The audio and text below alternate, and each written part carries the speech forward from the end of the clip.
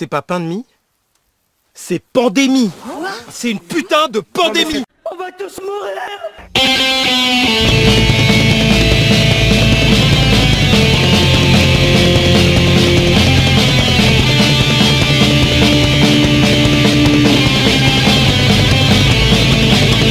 Chers auditeurs, chères auditrices, si vous écoutez Radio Virus, c'est que vous êtes toujours en vie. Commençons cette nouvelle émission, comme d'habitude, avec un point d'actualité sur le coronavirus. Enfin, c'est le week-end. Après cette semaine harassante de boulot, vous allez pouvoir vous prélasser chez vous. Allez, oublions cette époque révolue où le métro boulot dodo régnait et concentrons-nous sur l'ère du maison, maison, maison. Alors là, il y a deux écoles. Ceux qui perdent leur temps et ceux qui font en sorte de le faire fructifier. Si vous êtes dans la team Netflix, Uber Eats, jeux vidéo et Pornhub, on ne peut rien pour vous. Pour les autres, ouvrez grand vos oreilles. Pour ce week-end de confinement, nous vous proposons un plan pour perdre du temps intelligemment et de façon constructive. Parce que, qu'est-ce qu'ils veulent les Français? Du jambon et des copains. Pour les copains, désolé, on ne peut rien faire. Fallait pas se foutre en confinement avec votre belle-mère casse-couille. Pour la bectance, en revanche, on n'est pas les derniers. Laissez-nous vous faire un tour d'horizon des plats que vous pouvez essayer chez vous. Ils sont longs à faire, parfait donc pour passer le temps. Français, parce qu'on ne va pas en plus bouffer de la chauve-souris, et remonte morale. Bref, vous êtes sauvés de l'ennui et de la bouffe industrielle. Commençons notre balade culinaire dans le nord de la France avec un plat typique, le waterzooi. Historiquement belge, waterzooi ça veut dire en flamand l'eau qui bout. C'est un potage de poulet à la bière. Ça s'adresse donc plutôt à ceux qui veulent perdre du bide. Mais également à déguster en hommage à Feu Uderzo, qui avait parodié dans Astérix la phrase de Victor Hugo en écrivant « Waterzooi, waterzooi, waterzooi, morne plat ». Bifurquons ensuite vers l'Alsace avec le Bake-Off. Plat emblématique de la cuisine alsacienne, à base de pommes de terre, de légumes et d'assortiments de viande d'agneau, de bœuf et de porc, marinés puis mijotés pendant 24 heures. Ce plat protestant fut calculé pour cuire pendant 3 heures chez le boulanger, temps précis des cultes luthériens de l'époque. Nous survolons le Jura et l'Ain avec une légère escale pour un suprême de poulet de Bresse à la crème au bleu de Gex, puis nous nous arrêtons en Bourgogne pour déguster le plat français par excellence, le bœuf bourguignon. Plat dominical du paysan, où se marient viande et vin rouge, il a l'avantage de vous prendre du temps pendant le confinement. Comptez minimum 4 heures, cuisson comprise. Continuons notre route vers le sud pour se faire une petite bouillabaisse sur le vieux port de Marseille. C'est un plat qui nous vient tout droit des tribus phocéennes du 7e siècle avant Jésus-Christ. Cela veut dire bouillir le poisson en provençal. Attention si vous vous lancez, la véritable bouillabaisse provençale est réglementée depuis 1980 par la charte de la bouillabaisse. Temps de cuisine, 4 heures. Tirons à tribord pour nous rendre au Pays Basque, où pour rester sur le poisson, nous pouvons déguster une marmitaco. C'est un ragoût de thon fait directement avec la tête du poisson. L'odeur est particulièrement forte, cela peut être un peu repoussant au premier abord, mais la dégustation permet d'y trouver une délicieuse harmonie. Plein nord, pour finir en Normandie où vous pouvez succomber au gratin d'andouille de vire au camembert. Bon, ça il faut pas le proposer pour un dîner en amoureux. Du camembert, de l'andouille, de l'oignon et du cidre. Le cocktail peut être hostile. On surnomme ce plat la tartiflette normande, et c'est un véritable régal. A bientôt pour une nouvelle balade culinaire dans notre beau pays. Toutefois, le reste du monde ne s'arrête pas, poursuivons avec le reste de l'actualité. L'actualité de ce samedi 28 mars. Super-héros. En Italie, une infirmière s'est suicidée de peur de transmettre le coronavirus après avoir été testée positive. Un moyen radical de lutter contre la propagation, mais que nous espérons unique. Honneur à vous, soldats de l'hôpital. Localisme. Les grandes surfaces vont acheter uniquement des fruits et légumes produits en France, afin d'aider les agriculteurs en difficulté. L'occasion de rappeler que les problèmes dans le monde agricole, ça ne date pas d'il y a 2 semaines. Magie. Le G20 a annoncé un plan de relance à 5 000 milliards de dollars. Comme quoi, l'argent magique, ça existe en fait. Boule de poil. Un chat a été infecté par son maître malade. Diarrhée, vomissement et difficulté à respirer sont des symptômes animaliers. Les spécialistes disent qu'il faut un contact rapproché au quotidien. Sans commentaire. Onedish. Till Lindemann, 57 ans, est hospitalisé pour cause de Covid. Sa vie ne serait pas en danger. On lui souhaite un prompt rétablissement. Ironie. L'immunité collective a encore frappé. Boris Johnson, Premier ministre britannique, est atteint du coronavirus. C'est beau de diriger par l'exemple. Carnaval. À Tolède, en Espagne, un homme s'est déguisé en chien afin de braver les mesures de confinement. On ne sait pas de quelle race était son accoutrement. Communication. Édouard Philippe a demandé à ses ministres de ne pas parler de santé s'ils ne sont pas ministres de la santé. Ce virus est vraiment étonnant, il arrive même à faire que nos gouvernants ne parlent pas de ce qu'ils ne connaissent pas. Le grand silence est pour bientôt. Solidarité. Alors que les décès augmentent dans les EHPAD, une pensée pour Brigitte Macron, confinée avec son élève. C'est tout pour aujourd'hui, à lundi pour une nouvelle chronique d'actu. Commençons notre formation politique du jour. Aujourd'hui, l'uberisation. L'ubérisation est apparue durant la dernière décennie. Ce phénomène tire son nom de la société Uber, la plus grosse dans ce marché. L'ubérisation est l'utilisation de plateformes numériques permettant aux clients d'obtenir un service instantanément. La marque Uber se diversifie dans le transport type taxi, dans la livraison de repas à domicile, dans la location dite libre-service et même dans le transport en hélicoptère à Manhattan. Utiliser de telles applications est pratique. Plus besoin de chercher un taxi, un clic et c'est parti. Vous n'avez pas envie de cuisiner, un clic et c'est dans votre assiette. Envie d'une petite balade, un clic et hop, entre une trottinette. En effet, tout est instantané et à disposition. Mais est-ce vraiment sain? Pas tellement. Déjà, au niveau concurrence, elle est totalement déloyale. Uber fonctionne sur l'auto-entrepreneuriat. C'est-à-dire que chaque personne travaillant pour Uber ne fait pas partie de la société. Uber ne verse donc aucune charge. Une entreprise lambda doit, en plus de payer ses salariés, verser des charges. Pour les taxis, c'est un peu différent. Le taxi doit payer une licence, plus de 200 000 € à Paris, 300 000 à Nice. Le Uber, lui, ne paye rien. Cette concurrence déloyale mène à la fermeture de petits indépendants. Il y aurait beaucoup à dire encore sur ce phénomène, tel que la livraison d'un plat en scooter multipliée par le nombre d'utilisateurs pollue beaucoup, l'utilisation gratuite de l'espace public par les vélos et trottinettes libre-service. L'ubérisation est un parfait produit du système dans lequel nous vivons, mêlant surconsommation, technologie et individualisme. Envie d'un bon film? Laissez-vous tenter alors par la critique ciné.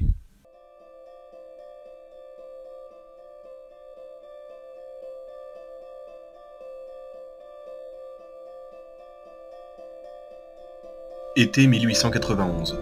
Le jeune Armand Roulin est chargé de remettre une lettre au frère de Vincent van Gogh. Ne le trouvant pas, il apprend que celui-ci est mort peu de temps après le suicide du célèbre peintre. Commence alors une enquête passionnante pour Armand sur la mort de Van Gogh, sur le pourquoi du comment. La Passion Van Gogh est un film sorti en 2017 assez spécial. Pas pour son sujet, mais pour sa prouesse technique révolutionnaire. En effet, le film est entièrement peint à la manière du peintre Van Gogh. C'est une révolution pour une simple et bonne raison, La Passion Van Gogh est le premier film de l'histoire du cinéma à être peint entièrement à la main. Le film a été d'abord filmé en prise de vue réelle pour capter le jeu des acteurs, et ensuite, le gros du travail a été de peindre chaque plan à l'huile. Sans oublier quelques plans repris directement sur des peintures de Van Gogh. Un travail titanesque qui a demandé la collaboration de pas moins de 90 peintres. Il faut dire que le rendu est plus que réussi. À aucun moment on ne se sent gêné par le procédé. En plus de nous pousser à revisiter les œuvres du peintre, le film nous montre ses peintures d'une manière assez originale en variant les plans sur les tableaux et donc en mélangeant adroitement peinture et cinéma. La passion de la réalisatrice, qui a eu la folle idée de ce magnifique projet, ne se ressent pas seulement dans la beauté des plans picturaux, mais aussi dans l'histoire. En effet, Dorota Kobiela s'est directement inspirée des nombreuses lettres de Vincent van Gogh adressées à son frère pour construire le scénario. Ainsi, la vision proposée sur les derniers jours du peintre a un certain réalisme. Le film respecte et rend hommage à ce grand artiste, non seulement en nous permettant de redécouvrir son œuvre, mais aussi en nous faisant plonger dans ses mémoires. La Passion Van Gogh est un film de passionné. Les acteurs sont convaincants, la bande originale est assez bonne, même si on est plutôt focalisé sur la prouesse visuelle lorsqu'on regarde le film. Chaque élément de ce film est ainsi suffisamment réussi pour que l'on puisse profiter et comprendre pleinement de la vision de la réalisatrice sur Van Gogh. La Passion Van Gogh est un film britannico-polonais. Il est une pépite dans le paysage cinématographique européen. Ce film restera marqué dans l'histoire. Révolutionner le cinéma aujourd'hui est un pari fou, pourtant réussi ici. Espérons qu'il inspirera bien d'autres réalisateurs européens et qu'il donnera par la suite un élan de créativité dans le cinéma européen. Regardez La Passion Van Gogh, regardez et soutenez le cinéma européen. Pourquoi ne pas faire une pause musicale ? Je vous propose la chanson du jour.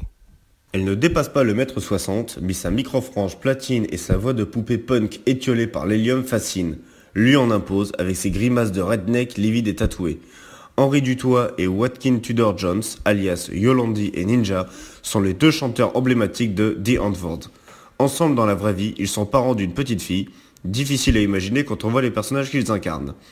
Ils se veulent représentants et défenseurs de la ZEF, une contre-culture sud-africaine qui décrit un style de vie à la fois moderne, trash et presque démodé à certains moments.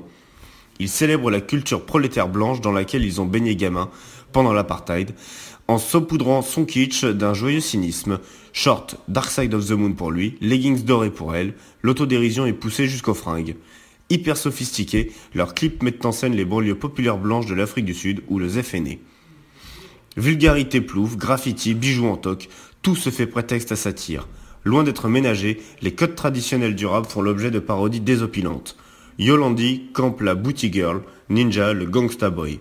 Mais derrière l'ironie, derrière le grotesque, le groupe formé en 2008 aspire à l'éveil des consciences.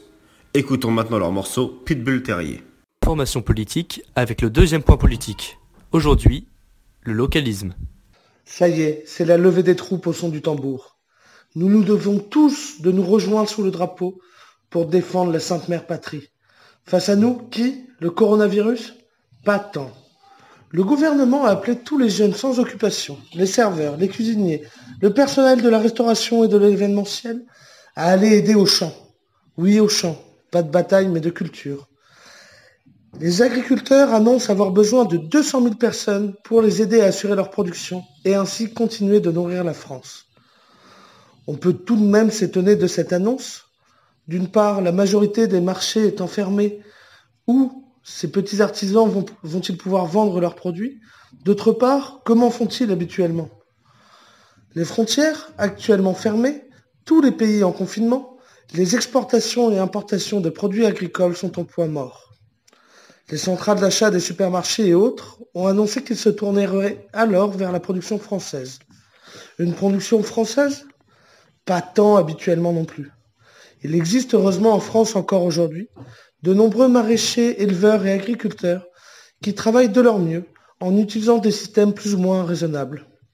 Mais en contrepartie, certains sont obligés, ou préfèrent pour des raisons pécuniaires, faire appel à des matières premières étrangères, des nutriments pour le sol ou les bêtes, mais aussi de main-d'œuvre.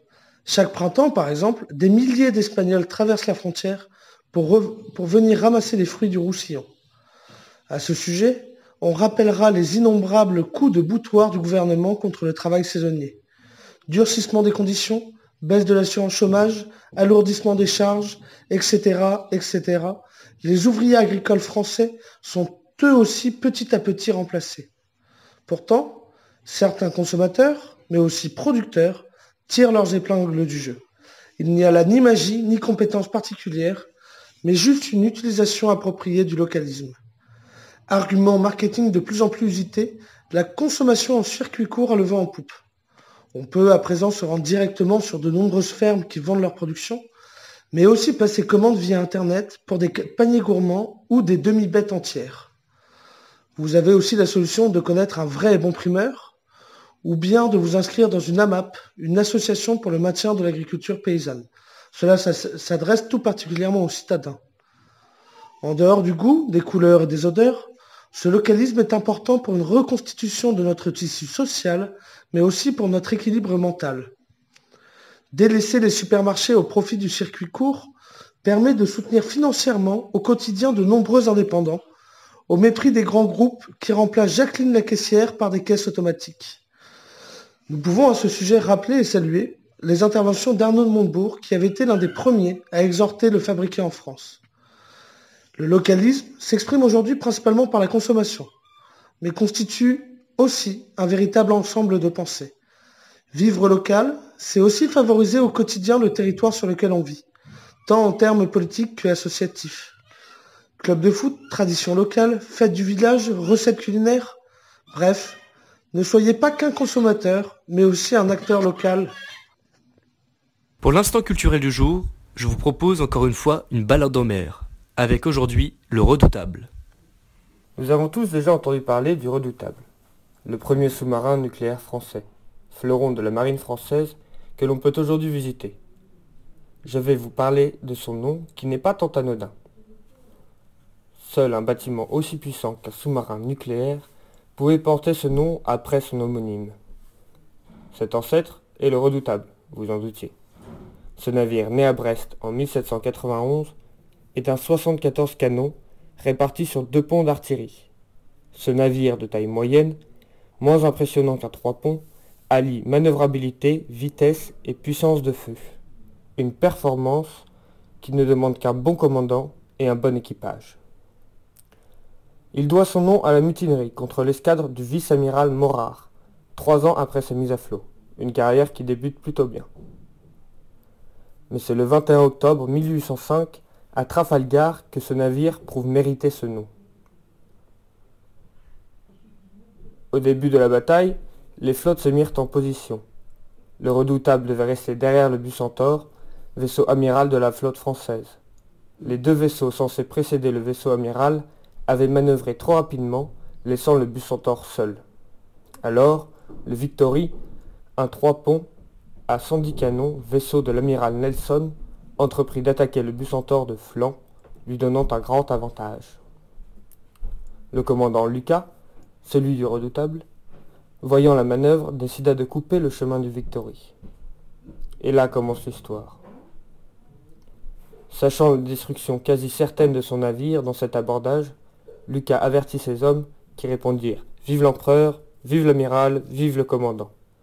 Alors, le Redoutable s'élance, arborant son pavillon. Les salves commencèrent à retentir et le petit hunier du Victory tomba.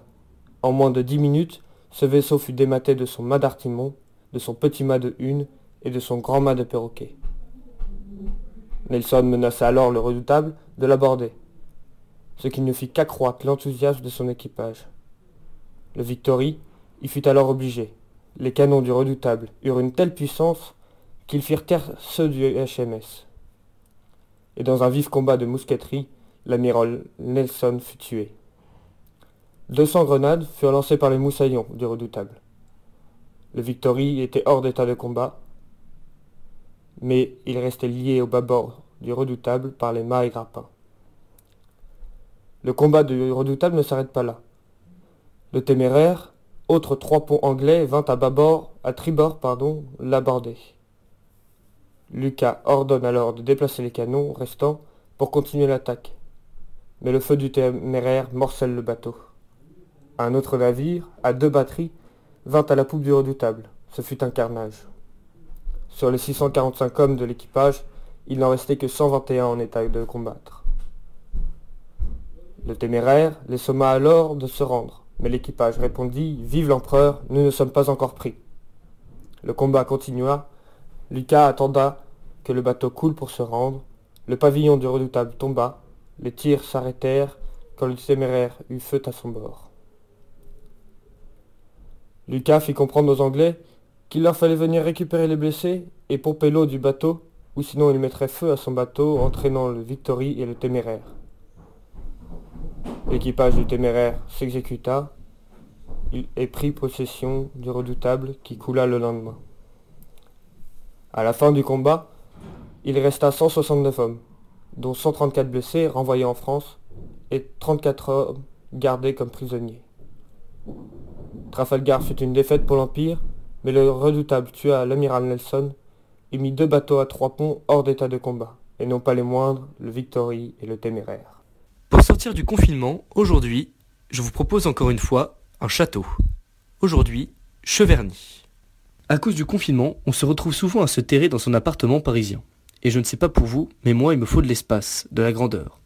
Quoi de mieux pour cela que de découvrir le magnifique château de Cheverny, le 2e château le plus visité de la vallée de la Loire après Chambord.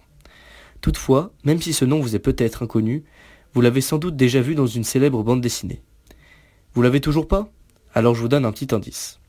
un célèbre reporter belge, toujours avec un petit chien. Et là, c'est bon, vous aurez bien compris qu'il s'agit des aventures de Tintin. En effet, Hergé s'est fortement inspiré de Cheverny pour dessiner le château de Moulinsart. Vous savez, le château du capitaine Haddock. Mais nous y reviendrons un peu plus tard. Le château de Cheverny est un petit bijou classique datant de 1634. C'est un des joyaux qui composent la magnifique chaîne de châteaux de la Loire. Jacques Bougier, un des architectes du château royal de Blois, est chargé de la construction. Toutefois, à la différence du château de Blois, où l'on voit les traces des 4 époques de construction, l'architecture extérieure de Cheverny est vraiment très homogène, dans un style très classique. Les jardins valent également le coup d'œil. De magnifiques jardins à la française qu'on aime et qu'on peut trouver à Chambord. À l'intérieur, pas mal aussi. Les décorations murales sont 18e pour la plupart et 19e dans la grande salle à manger. Le mobilier est lui aussi 19e, et pour la grande partie armorié aux âmes des Cheverny. Comme dans tous les plus beaux châteaux du Mont-Royaume de France, les escaliers sont un des atouts majeurs de l'architecture. L'escalier de Cheverny est d'époque Louis XIII et la montée est droite, alors qu'à Chambord ou à Blois, la montée est en spirale. La balustrade est ornée de guirlandes florales ainsi que de décors antiques et de faits d'armes. Vous aurez également l'occasion de découvrir une magnifique collection de tapisseries 17e dans un grand salon de tapisserie. Un autre endroit incontournable, le Grand Chenil, qui aujourd'hui accueille une meute entière de chiens de chasse français, blancs et noirs.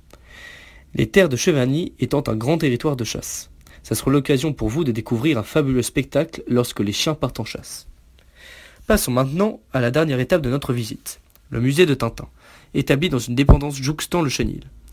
Vous y découvrirez une exposition permanente sur Hergé, ainsi que de nombreux décors sur Moulinsart présents dans les albums. Vous y verrez l'évolution du château au sein de la fameuse bande dessinée. Si vous êtes un fasciné de Tintin, vous saurez également que le fameux professeur Tournesol a un laboratoire dans le parc du château. Eh bien, vous pouvez également vous y rendre. Seulement, vous ne trouverez pas un sous-marin de poche, ni des appareils à ultrasons, mais plutôt un restaurant et vraiment pas mal.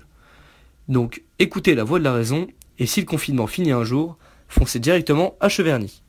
Un peu de littérature ne fait jamais de mal. Passons aujourd'hui à Dostoïevski. Les frères Karamazov est le dernier roman de l'écrivain russe Fiodor Dostoïevski, considéré comme un chef-d'œuvre de la littérature mondiale. Considéré par son auteur comme son œuvre la plus aboutie, les frères Karamazov constituent l'expression la plus achevée de son art romanesque. Dostoïevski y fait la synthèse des problèmes philosophiques, religieux et moraux qui ont hanté son univers. Il aborde la question ultime de l'existence de Dieu. De nombreux thèmes chers à l'auteur y sont développés. La lutte éternelle entre le bien et le mal, l'absolue nécessité d'une force morale au sein d'un univers irrationnel et incompréhensible, la valeur suprême conférée à la liberté individuelle. La question centrale de la liberté humaine et de sa responsabilité vis-à-vis de Dieu est notamment développée dans un chapitre entier intitulé Le Grand Inquisiteur. Celui-ci relate une rencontre en Espagne, à la Renaissance, entre un haut dignitaire de l'Inquisition espagnole et Jésus, le premier reprochant au second sa venue, qui vient déranger l'Église. Ce récit raconté par Ivan à son frère Alyosha expose la thèse selon laquelle Jésus, en résistant à la tentation de la puissance et laissant ainsi l'homme libre de choisir de croire ou non, s'est trompé sur la nature humaine et a rendu l'homme malheureux. En effet, l'homme n'est pas un dieu, et à cause de cela, il ne déteste rien tant que la liberté. L'évêque du récit représente l'Église toute-puissante qui a continué l'œuvre du Christ, mais en la dévoyant, c'est-à-dire en reprenant cette liberté à l'homme. Le roman permet ainsi au grand écrivain russe de développer sa conception de l'âme humaine à travers l'opposition entre les personnages athées, principalement Ivan, et ceux qui croient, comme Alyosha. Tout le raisonnement des premiers est le suivant. Dieu n'existe pas, donc l'homme est livré à lui-même. Il n'y a plus de morale et chacun peut se comporter comme il l'entend, puisqu'il devient lui-même Dieu. Pour Dostoïevski, le scepticisme d'Ivan ainsi que le matérialisme socialiste sont à condamner. En effet, le socialisme, censé satisfaire les besoins et le bien-être de l'humanité, entraîne en fait une insatisfaction constante. L'homme est tenté d'obtenir toujours plus que ce qu'il a. Cette perversion se retrouve chez des personnages violents comme Fiodor Karamazov. Au contraire, seul un retour à Dieu peut sauver l'humanité. Alyosha incarne cet espoir face à ses frères dépravés. Comme Dostoïevski l'annonce dans sa préface, ce roman n'aurait dû constituer que le premier volet d'un diptyque consacré à la vie d'Alyosha Karamazov, ce jeune homme pur et généreux, se préparant à entrer dans les ordres. Dostoïevski voulait représenter à travers la figure d'Alyosha la tragédie mais aussi les espérances de la jeune Russie, de la génération nouvelle. Alyosha devait parcourir un long et pénible cheminement spirituel qui l'aurait conduit entre autres choses à l'action révolutionnaire. Il est probable que celui qui inspira le personnage d'Alyosha ne fut autre que le fameux terroriste Karakazov, auteur d'un attentat manqué contre Alexandre II. Ainsi, la réflexion sur les problèmes politiques et sociaux reste toujours en filigrane. Dans les notes de l'écrivain, le caractère du personnage est ainsi défini.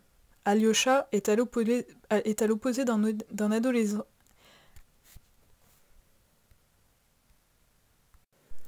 Dans les notes de l'écrivain, le caractère du personnage est ainsi défini.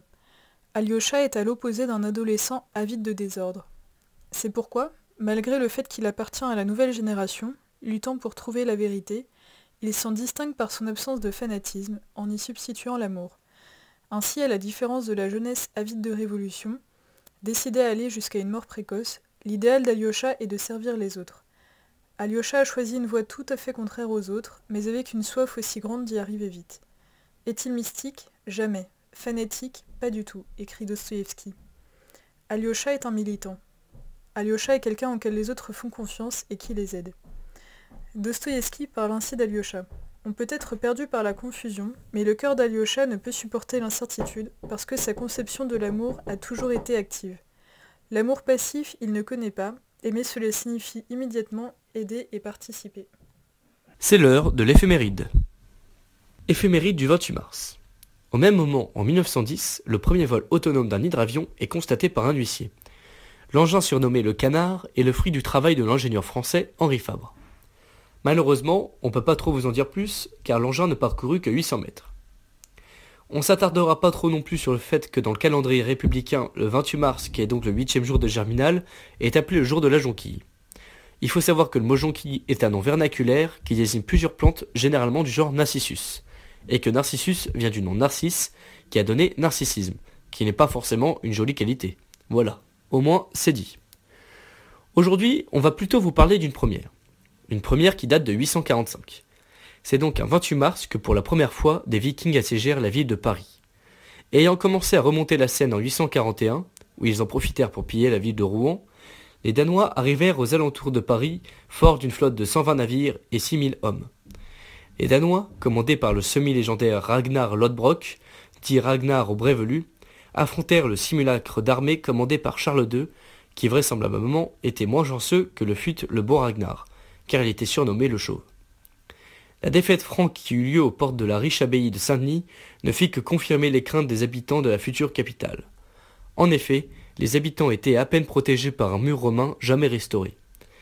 Les Vikings attaquèrent ensuite par l'extrémité occidentale de ce qu'on appelle aujourd'hui l'île de la Cité, et ne rencontrant aucune résistance, ils pillèrent les faubourgs et abbayes de la ville. Ne pouvant rien faire, Charles le Chauve accepta de payer un lourd tribut pour se débarrasser des envahisseurs. C'est ainsi que les deux camps se quittèrent bons amis jusqu'au retour des Vikings en 856, 861 et 885. Apparemment, le début du succès touristique pour la ville lumière. Et un grand moment d'humour que vous attendez tous, la blague du jour. Un ivrogne rentre dans un bar et, en se dirigeant vers le comptoir, dit « Tous ceux à ma droite, c'est des connards. Tous ceux à ma gauche sont des merdes. » Un homme surpris et vexé par ces propos se lève et se dit « Oh ça va, je suis pas une merde. » Eh ben, passe à droite, connard, lui répond l'ivrogne.